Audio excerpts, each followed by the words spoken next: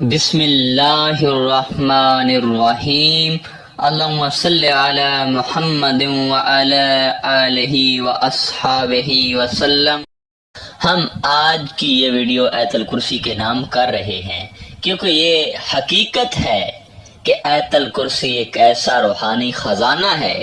جو ہر ایک کی ضرورت ہے، لہذا ہم آج کی اس ویڈیو میں آیت الکرسی کے اسرار و رموز، آیت الکرسی کی پوشیدہ طاقت اور آیت الکرسی کے کمالات آپ سب کی خدمت میں پیش کریں گے۔ ہماری گزارش ہے کہ ویڈیو کو مکمل دیکھیے گا، سمجھیے گا، اور مجھے پورا یقین ہے کہ اگر آپ نے یہ ویڈیو مکمل دیکھ لی تو انشاءاللہ تعالی آپ کی زندگی بدل جائے گی اور آپ کبھی آیت الکرسی پڑھنا نہ چھوڑیں گے۔ اب بلا تاخیر ہم اپنے موضوع کی طرف آتے ہیں۔ دیکھیں سامعین، آیت الکرسی بہت بڑی عظمت اور رفت والی قرآن کی آیت ہے، اور یہ رب العالمین کی معرفت، کبریائی، صفات اور توحید پر مشتمل ہے، اور آیت الکرسی کو بطور وظیفہ پڑھنا یہ صرف اولیاء کرام نے اپنی طرف سے ایجاد نہیں کیا، بلکہ اس کی ابتدا خود نبی کریم صلی اللہ علیہ وآلہ وسلم نے کی ہے۔ حضور علیہ السلام نے بطور وظیفہ آیت الکرسی کو کثرت سے تلاوت فرمایا ہے، اور صحابہ کرام اور اپنی امت کو بھی تلاوت کی بار بار تاکید فرمائی ہے۔ لہذا ہمارے اولیاء کرام نے جب احادیث کی کتب سے پڑھا اور اس پر غور کیا کہ آیت الکرسی روحانیت، معرفت، عشق اور پوشیدہ طاقت سے بھرپور ہے، تو پھر انہوں نے بھی بطور وظیفہ اس کو پڑھنا شروع کر دیا، اور لمحہ بلمحہ آیت الکرسی سے فیض، برکات، ثمرات، قرب الہی، معرفت الہی اور دیگر بے پناہ کمالات اور مراتب حاصل کیے، اور ساتھ انہوں نے اپنے مریدین کو بھی بطور وظیفہ آیت الکرسی عطا کی تاکہ وہ بھی مستفید ہو سکیں، اور آیت الکرسی کی طاقت سے وہ ہر قسم کے شر، فساد اور ہر قسم کے شرک سے محفوظ رہ سکیں، کیونکہ آیت الکرسی ہر طرح کے شرک کی جڑ کاٹ دیتی ہے۔ دیکھیں، عموماً ہم نے صرف ایک ہی چیز کو شرک سمجھا ہوا ہے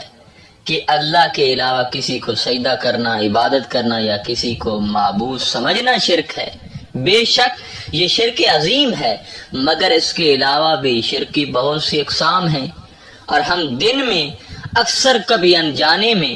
اور کبھی ثواب سمجھ کے کر رہے ہوتے ہیں۔ مثال کے طور پر شرک فی الوحیت، شرک فی الربوبیت، شرک فی الذات، شرک فی الخلق، شرک فی العبادت، شرک فی القدرت، شرک فی الدعا، شرک فی العلم، شرک فی الاسماء والصفات، شرک فی التحریم، شرک فی البذور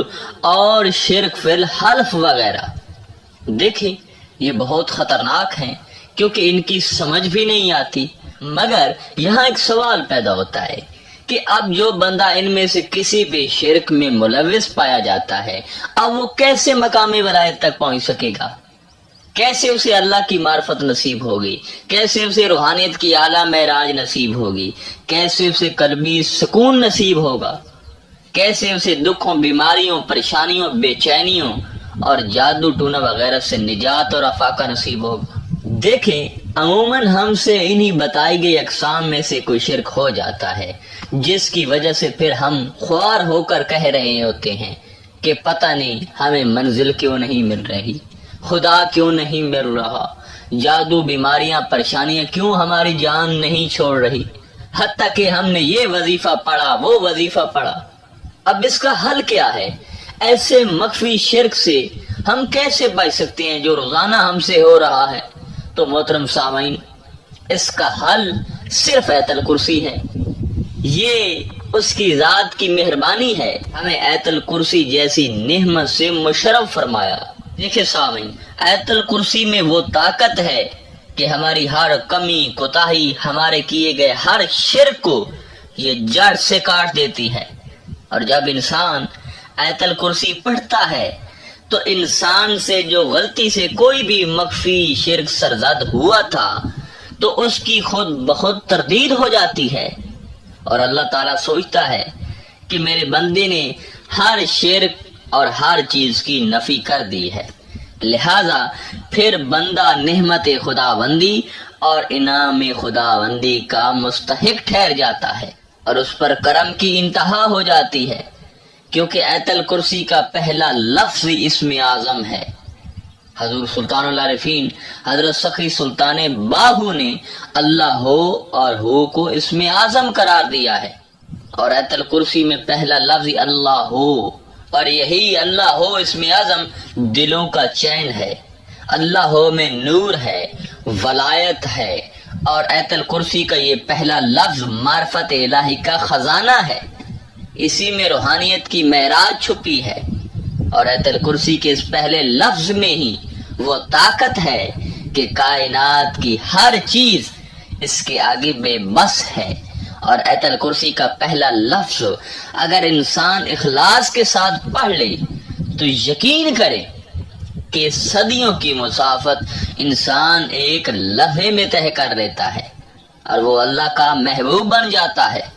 اس کے علاوہ ہر طرح کی جسمانی اور روحانی بیماریوں کا علاج بھی اس کے ورد کرنے میں پوشیدہ ہے،